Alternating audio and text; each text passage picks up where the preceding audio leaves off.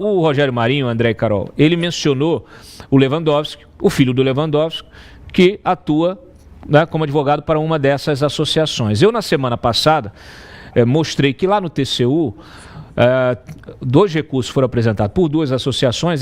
Essas associações também são defendidas por advogados, no caso aí por uma tríade, que são advogados que, uma é a esposa do Eduardo Martins, né, que é hoje desembargador, que é filho do Humberto Martins, ministro do STJ, ex-presidente do STJ.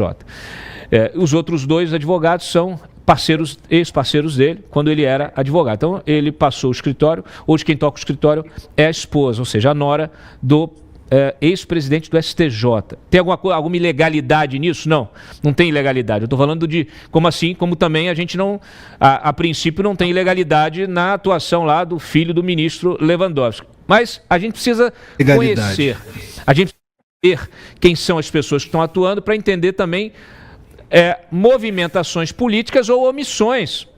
Né? Então, se a PF se omite, por exemplo, em relação ao Sindinap, eu tenho que entender quem está por trás do Sindinap, quais são as relações políticas que atuam no entorno do Sindinap.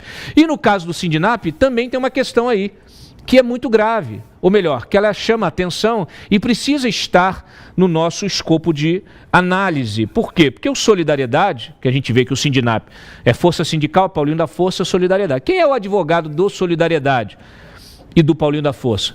O Tiago Cedrais, filho de quem? Do ministro Haroldo Cedrais, que é justamente o relator daquela auditoria lá no Tribunal de Contas da União. E na semana passada a gente viu colegas da corte, o Alton e o Bruno Dantas, acusando o Haroldo Cedrais de segurar o processo, de não levar a julgamento a plenário os recursos daquelas entidades e do próprio INSS. Então, assim, mais uma vez, não estou dizendo aqui que tem alguma ilegalidade, mas a gente precisa, e como há uma investigação política a ser feita, a gente precisa saber quem são as pessoas que podem influenciar nessas investigações. E também no caso da Polícia Federal. Até agora, a gente tem que se perguntar por que não foi feita a busca e apreensão no Sindinap, se o Sindinap está na origem desta farra geral com as aposentadorias dos nossos velhinhos. Tá bom? Então fica aqui o registro. Não sei se vocês querem fazer algum tipo de comentário, mas eu vou... Eu quero... Vai, André, porque eu sei que o André vai falar a mesma coisa que eu sobre essa questão da imoralidade. Vai, André. Não, então eu vou deixar a imoralidade toda para você. Porque assim, não é tudo que é legal que não é imoral. Mas assim, hoje isso é legal por uma licença poética do STF que decidiu que as esposas dos ministros também podem atuar na corte. Mas isso em nenhum país civilizado do mundo seria legal. Então esse conceito de legalidade para a atuação dessas pessoas, eles teriam que no mínimo se declarar impedidos, né? Os ministros do STJ, enfim, todas as cortes aí dos filhos envolvidos. E aí eu vejo isso sim como necessário que exista uma jurisprudência que mude esse entendimento de que não é ilegal. Vocês me ouvem?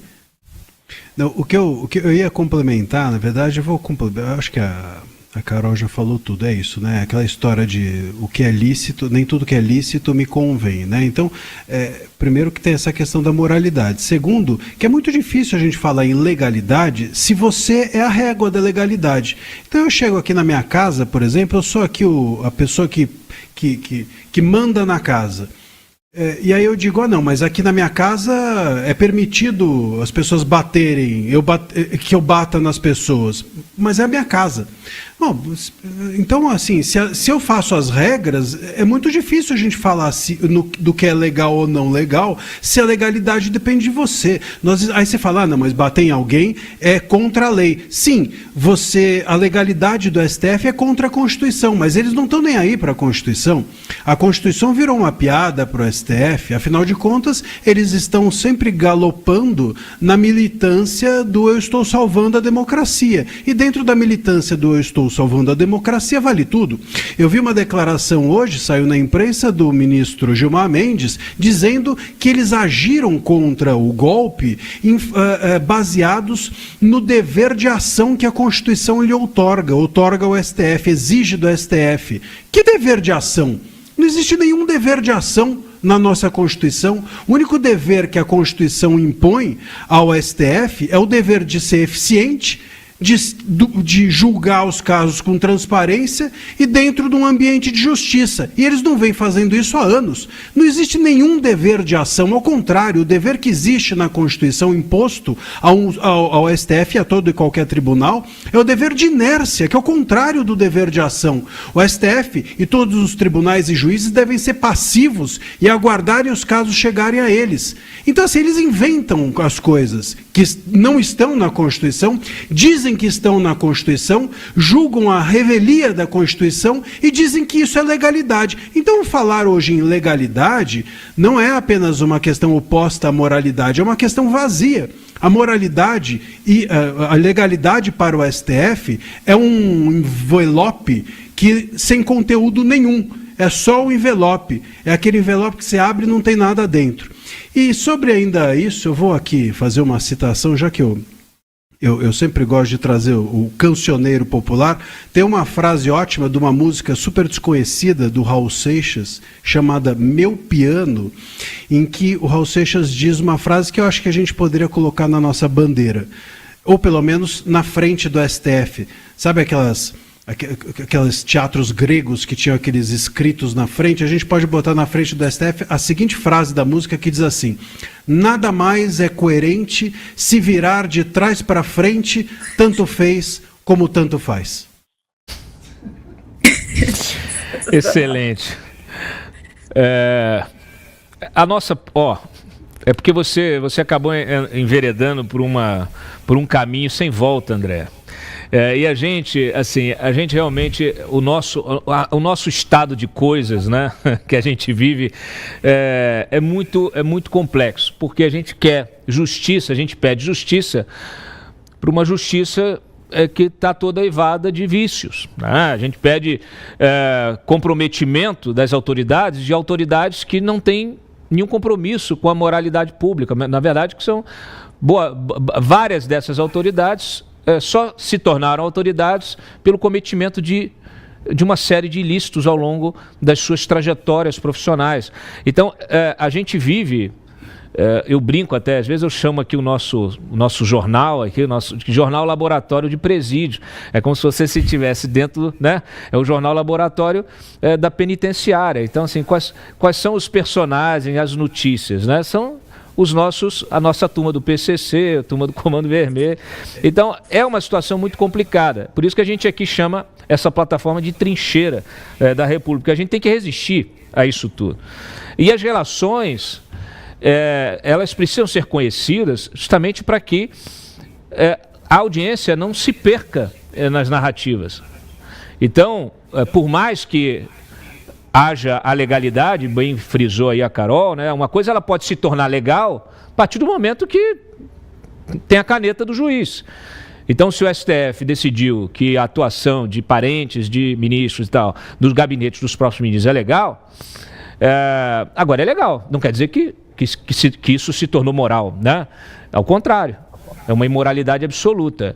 E é mais interessante porque, assim, quando não existia esse libera geral também do STF em relação aos parentes, nós já nos incomodávamos com a atuação vamos dizer assim, de pessoas de alguma forma vinculadas, né? Muitas vezes você não tem na linha ali, né? É o parente até terceira geração. Não é a mulher, não é o sobrinho, não é o irmão, não é. Mas você tem ali, mas é o sócio do sobrinho, é o sócio, é o parceiro. Aí são coisas que naturalmente quando você olha, fala assim, pô, está presente aqui alguma coisa errada. Quer dizer, alguma coisa não está certa aqui. Isso aqui não poderia funcionar assim, né? Então, assim, muitas vezes essas relações, elas se dão, né? Quando eu mencionei aqui, por exemplo, o Tiago Cedrais e o Vadi Damus já atuaram, por exemplo, num caso que ninguém imagina, lá na disputa pelo comando do Vasco. Pode deixar os três na tela. Na disputa pelo comando do Vasco, do Clube de Regatas, do Vasco da Gama, em 21. Os vascaínos que estão nos assistindo aí vão lembrar, em 21 nós tivemos uma disputa ali, levanciano, com outros candidatos. Eles fizeram uma disputa e essa disputa se judicializou. E o que aconteceu? O Vadir Damus foi contratado pelo Solidariedade, que tinha interesse na presidência do Vasco. E o Vadir Damus, advogado, estava sem mandato, não estava no governo, atuou então nessa questão. O Levenciano, inclusive, teve reuniões com o Thiago Cedrais. Tudo bem. Quando isso vai para o STF, quem entra de amicus curiae na ação? O PT. Então, assim, você tem PT e Solidariedade disputando o comando de um clube de futebol.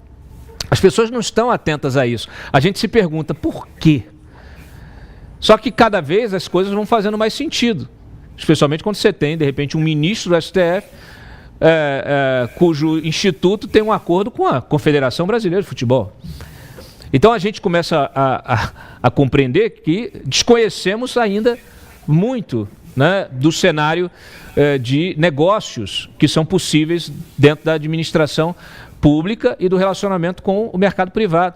Isso, inclusive, no futebol. Então, muitas vezes, a gente está aí, o torcedor anônimo, né, torcendo pelo seu time e não faz ideia, né, do tapetão que está em jogo ali, do que está rolando, de como se dão as relações, inclusive disputas básicas, por exemplo, uma eleição para o comando de um partido.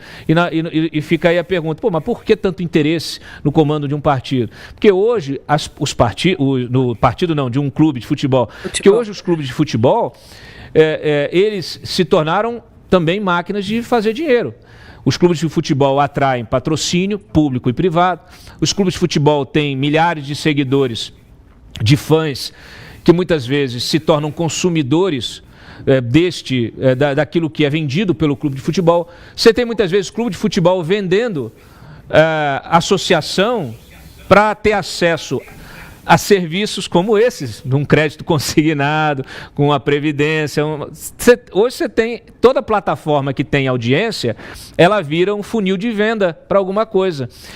E aí está movimentando dinheiro, aquilo se torna de interesse, né, de muita gente. Agora, partido político, quando mistura política com futebol, a gente já sabe que a tendência é não dar certo. Mas quando mistura política, futebol e justiça, André e Carol, aí a coisa fica ainda mais complexa. Em breve o sindicato dos torcedores aposentados, né, também. Bota lá o sócio torcedor, pronto, em breve vai vir descontado isso na aposentadoria. Exatamente. Muito bem. Vai acabar no STF, né, porque a CBF já está lá, né? É impressionante. Vai começar e acabar, né, André? Vai começar e acabar. Mas é assim, o mundo é cíclico, sobretudo esse tipo de mundo. Esse mundo é redondo, esse é redondão.